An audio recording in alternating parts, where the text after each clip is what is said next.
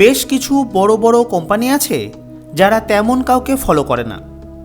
তারা প্রতি সময় আবিষ্কারের মাধ্যমে এমন কিছু ট্রেন্ড সেট করে যার জন্য সেই সব কোম্পানিগুলিকে বাকি কোম্পানিগুলি ফলো করে।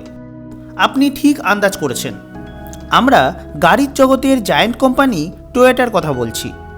সম্প্রতি টয়োটা এমন একটি গাড়ি তৈরি করেছে যা ডিজেল, পেট্রোল বা গ্যাসের পরিবর্তে জলের সাহায্যে চলবে।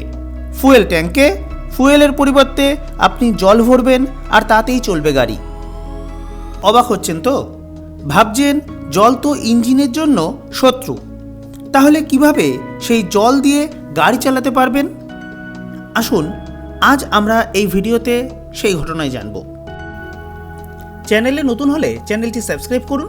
এছাড়া ফেসবুকের মাধ্যমে এই ভিডিওগুলি দেখতে আমাদের ফেসবুক পেজটি ভিজিট করুন।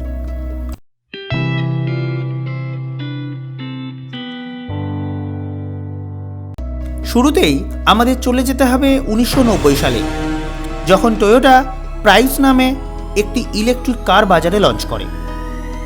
লঞ্চ হওয়ার সাথে সাথে গোটা পৃথিবীতে আলোড়ন সৃষ্টি করে টয়োটা, এবং বাকি কোম্পানিগুলি টয়োটার নতুন আবিষ্কার দেখে চমকে যায়, শুরু করে টয়োটার তৈরি রাস্তাতে হাঁটতে।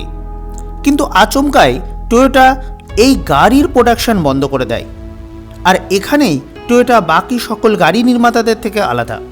ইলেকট্রিক গাড়ির জগতে এতটা সফল হলেও টয়োটা খেয়াল করে তাদের তৈরি ইলেকট্রিক কার পরিবেশ বান্ধব হলেও এই গাড়িগুলিকে চার্জ দেওয়ার জন্য চার্জিং স্টেশনগুলি আদতে পরিবেশ বান্ধব নয়। কারণ চার্জিং স্টেশনগুলির জন্য প্রয়োজনীয় পাওয়ার আসছে কয়লা বা প্রাকৃতিক গ্যাস পুড়িয়ে, ফলে পৃথিবী দূষণ হচ্ছে।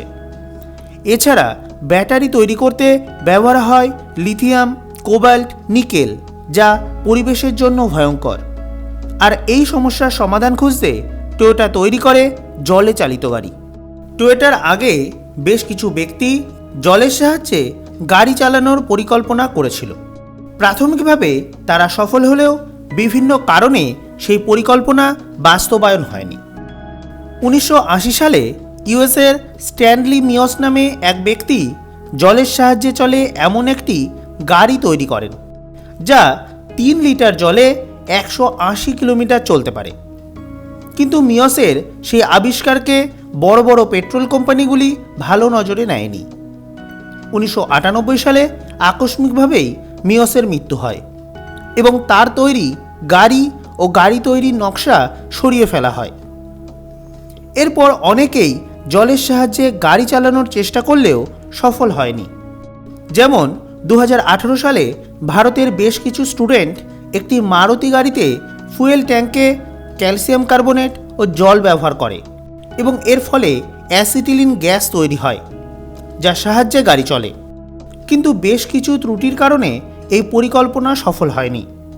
তারা খেয়াল করে জলের কারণে ফুয়েল ট্যাঙ্কে মরিচা পড়ে এবং ট্যাঙ্কটি নষ্ট হতে শুরু করে।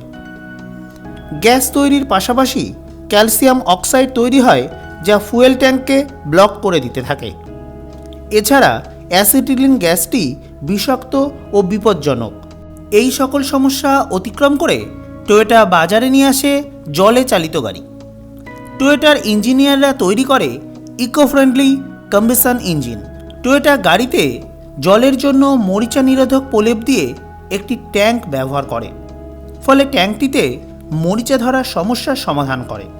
গাড়িতে হাইড্রোজেন গ্যাস খুবই ভয়ঙ্কর, দাহ্য ও বিস্ফোরক হিসেবে কাজ করে।